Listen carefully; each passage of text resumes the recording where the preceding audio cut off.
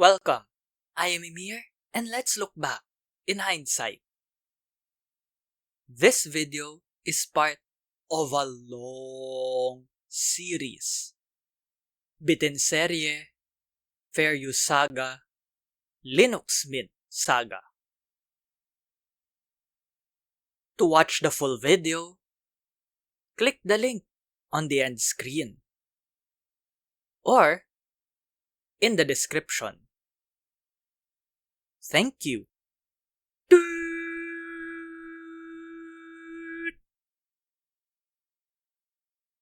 Chapter 11 Push and Pull 20 Uliana, a long-term release, went gold on 27 June 2020. Supported until 2025. It was based on Ubuntu 20.04. Of course, the Snap Store was disabled. Here's why. Also, unlike Ubuntu, home directory encryption remained, and still does. Or a user could encrypt the drive. Not sure if Timeshift could access an encrypted drive though. A new Mint app, Warpinator, allowed sharing of files across a local network. Think home group from Windows 7 or peer-to-peer sharing from Vista. Just like the X apps, improvements on screen, Warpinator is available for all Linux distros.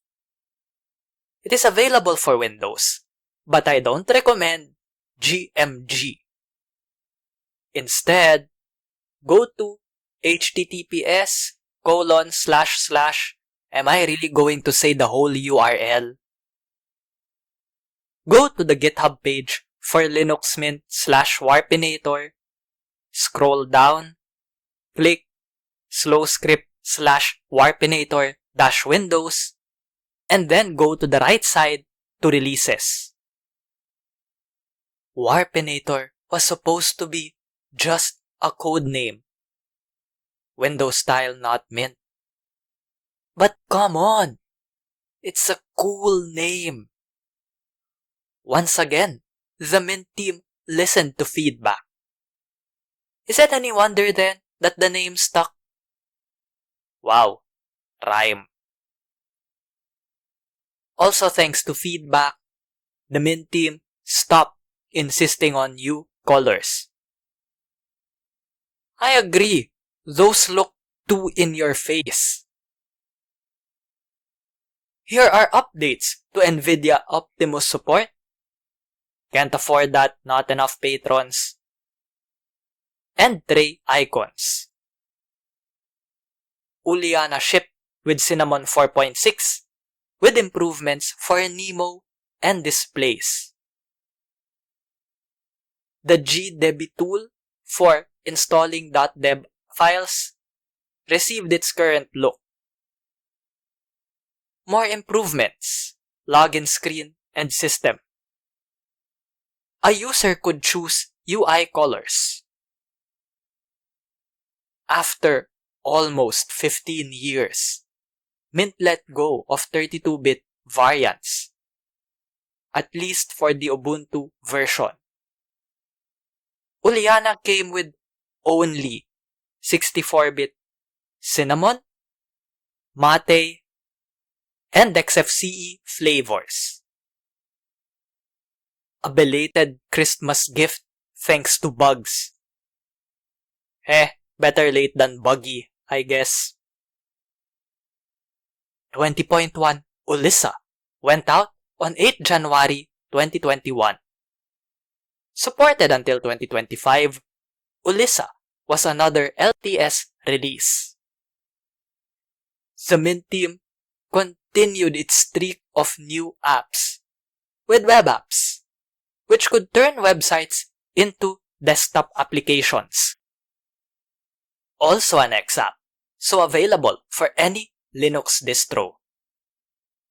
Web apps was compatible with Peppermint's ICE or ICE and began as a collaboration with Peppermint. Meanwhile, Hypnotics, an IPTV flavor, filled the gap of good IPTV apps in Linux desktops. I was hooked on Hypnotics when I just moved to Mint. Not anymore though. TV rots the brain. Brain rot?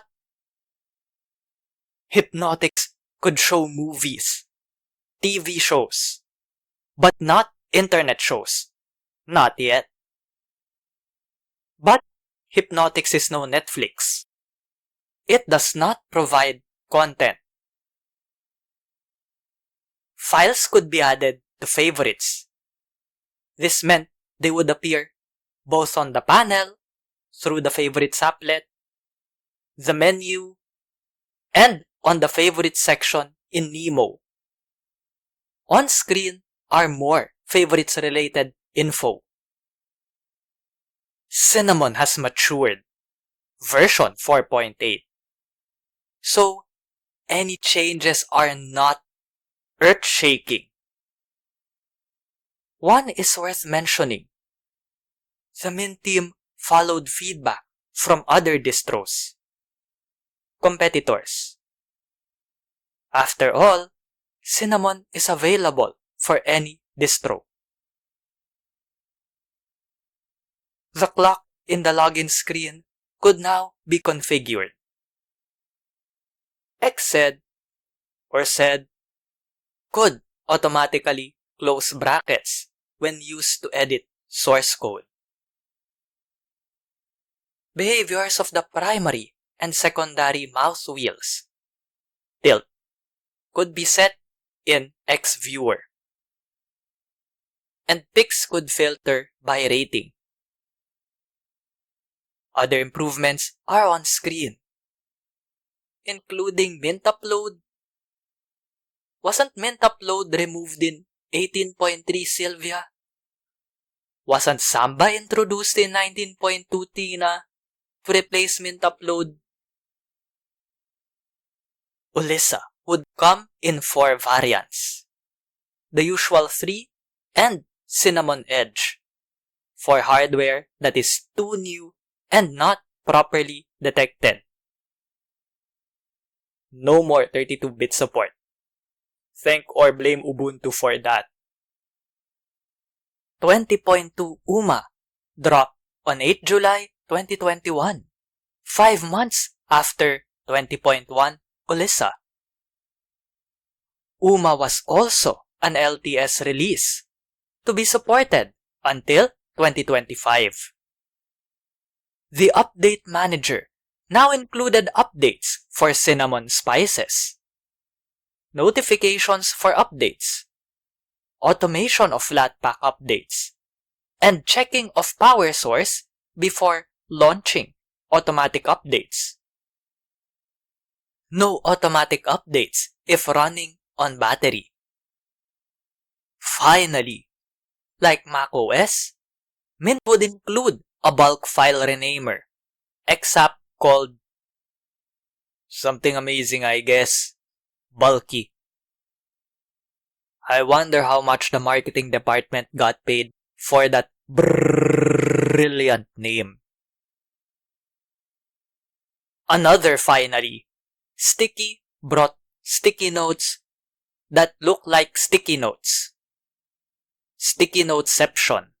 We have to go deeper.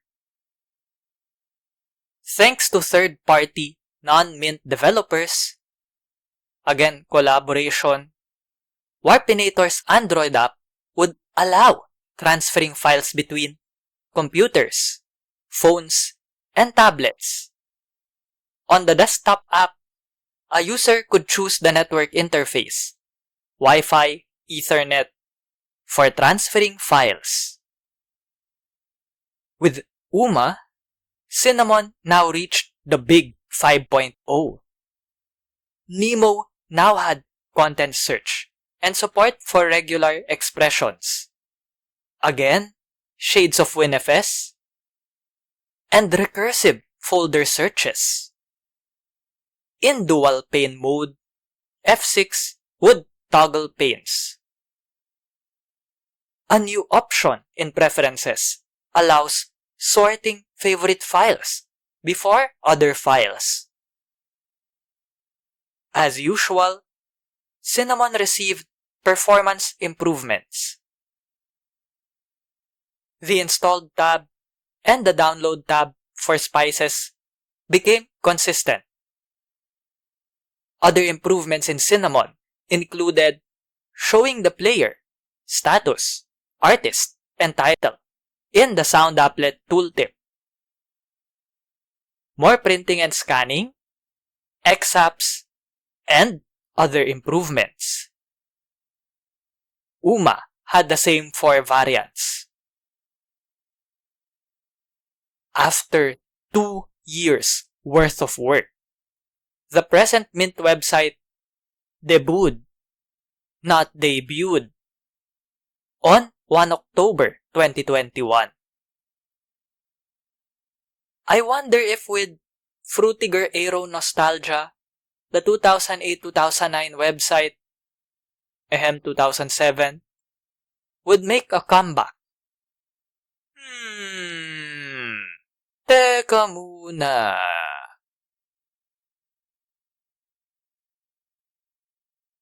(20.3) Una went live on 7 January 2022. Again missing the usual December release. As an LTS release, it would be supported until 2025. Hypnotics gained dark mode support, a new set of flags, search, and support for the Xstream API. Thingy, a new XApp, would show favorite and recently opened PDFs and would track progress. Sticky now had search and allowed putting the title within the node. MintY received improvements.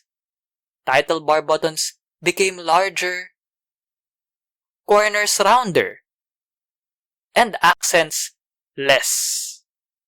Little less least, there's no lesser, right? Dark mode support was improved. Thanks to feedback not to remove it, the MintY theme from 20.2 UMA was renamed MintY Legacy. While it could be installed in 20.3 UNA, it was not shipped by default. Cinnamon's calendar applet received support for multi-calendar events. Thanks to the UNA release notes, I integrated my Thunderbird calendar with the Cinnamon applet in my daily driver, Mint, and LMDE. Rename was added to file conflict options. I use this a lot. Here are other Cinnamon changes and printing and scanning improvements. Xreader could open manga properly, going right to left. Xviewer could fit the image to either the window height or width. Xed, Xed allowed switching between tabs through Control Tab and Control Shift Tab. Thanks again to feedback, the menu bar could be hidden in Xed and Xreader. Pressing Alt would make the menu bar appear temporarily. In Xreader, the toolbar no longer shows up in full screen mode. Here are other changes. UNA had the same variants as UMA.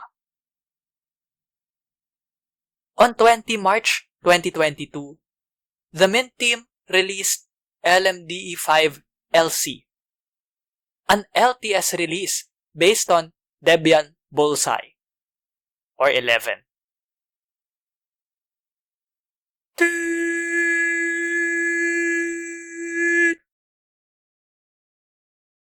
Let me know what you thought of this video. Comment below. Please like and share this video on social media.